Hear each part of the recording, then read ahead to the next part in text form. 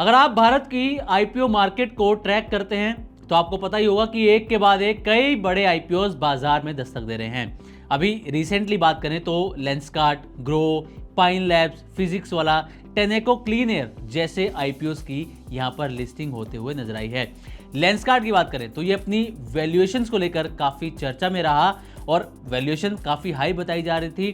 235 times ज्यादा इसकी valuation जो है वो बताई जा रही थी और इसका नतीजा ये हुआ कि जो लेंसकार्ट की लिस्टिंग हुई वो 1.7% डिस्काउंट पर लिस्ट होता हुआ लेंसकार्ट का आईपीओ नजर आया।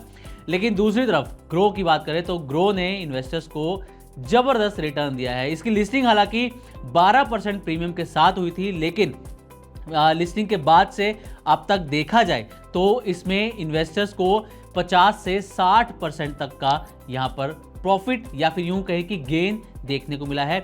हालांकि 19 नवंबर को शेयर में 10% का लोअर सर्किट भी एक देखने को मिला, लेकिन ओवरऑल अगर हम देखें तो इसमें अच्छा खासा गेन लोगों को देखने को मिला है। पाइन लैब्स इसकी जो लिस्टिंग थी वो 9.5% प्रीमियम पर हुई। फिजिक्स वाला 33% प्रीमियम पर इसकी लिस्टिंग हुई और टेनेको क्लीन एयर इसकी जो लिस्टिंग है वो 27% प्रीमियम पर होती हुई नजर आई।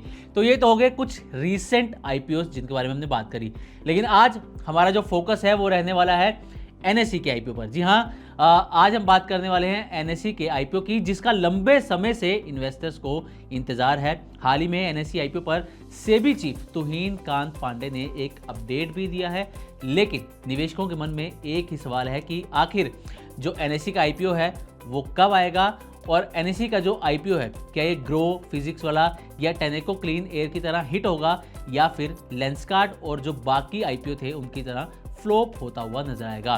तो चलिए इस बारे में डिटेल में बातचीत करेंगे, लेकिन यहाँ पर सबसे पहले क्योंकि हम सेबी चीफ की बात करने जा रहे हैं तो उन्होंने एक एलओडीआर पर एक बातचीत की है, एक बयान दिया है जिसको समझना जरूरी है।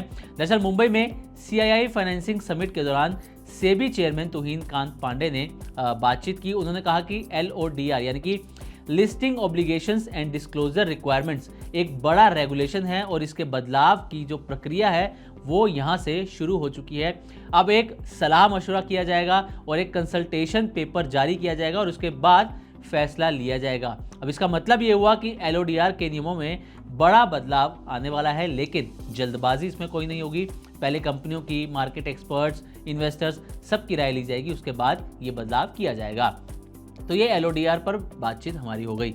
तो सबसे बड़ा सवाल ये था कि एनएसई का आईपीओ कब आएगा, क्योंकि एनएसई कई सालों से लिस्ट होना चाहता है, लेकिन सेबी ने एनओसी यानी कि नो ऑब्जेक्शन सर्टिफिकेट जारी नहीं किया है एनएसई को। इस पर सेबी चीफ तुहिन कांत पांडे उनका कहना है कि एनओसी कब जारी होगी इसकी जानकारी सही समय पर लोगों को दे दी जाएगी। यानी कि इसका सीधा मतलब यह है कि सेबी अभी एनएसई आईपीओ पर काम कर रहा है, लेकिन जल्दबाजी की कोई यहां पर मंशा नजर नहीं आ रही, ना तो एनएसई की और ना ही सेबी की। अब सवाल यह आता है कि आखिर एनएसई का आईपीओ इतना अहम क्यों है। तो आपको बता दें कि एनएसई देश का सबसे बड़ा स्टॉक एक्सचेंज है।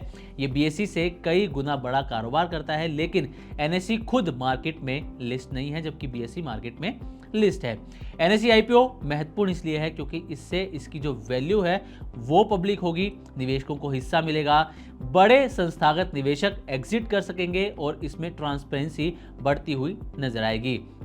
सेबी चीफ ने यह संकेत दिया है कि प्रक्रिया फिलहाल चल रही है, तय समय पर एनओसी जारी होगा, लेकिन अभी निर्णय घोषित नहीं किया गया है कि एनओसी कब तक यहां पर मिलने वाला है। अब हमने कहानी की शुरुआत में जैसा कि आप जानते हैं कि जिक्र किया था कि एनएसई का आईपीओ कैसा होगा, हिट या फ्लॉप, तो इस बारे में भी चर्चा कर लेते हैं, क्योंकि बड़ा सवाल ये है कि आखिर एनएसई का आईपीओ कैसा होने वाला है। क्या ये आईपीओ लेंसकार्ट जैसा ठंडा होगा या फिर ग्रो, फिजिक्स वाला या टेनेको क्लीन एयर जैसी इसकी जो लिस्टिंग है वो हिट होगी। तो अलग अलग मार्केट एक्सपर्ट्स की एनएसई पर अलग अलग राय है। एक्सपर्ट्स का कहना है कि एनएसई का जो आईपीओ है वो कैसा होगा ये इस बात पर डिपेंड करता है कि आईपीओ की वैल्यूएशन कैसी होने वाली है। अगर अच्छी वैल्यूएशन पर आईपीओ आता है, जैसे एलजी इलेक्ट्रॉनिक्स का आईपीओ आया था, अच्छी वैल्यूएशन थी, तो निवेशकों के लिए अच्छा सौदा हो सकता है और निवेशकों की तरफ से अच्छा रिस्पॉन्स भी मिल सकता है।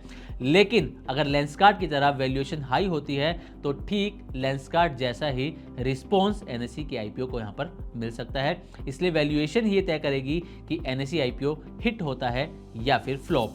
अब एनएसई का आईपीओ कब तक आएगा, इस पर कुछ समय पहले मोतीलाल ओसवाल की एक रिपोर्ट आई थी जिसमें कहा गया था कि एनएसई का जो आईपीओ है वो मार्च 2026 से पहले आना थोड़ा सा मुश्किल लग रहा है। यानी कि अभी भी अगर देखा जाए तो 6 से 8 महीने का इंतजार एनएसई के आईपीओ के लिए यहां पर करना पड़ सकता है।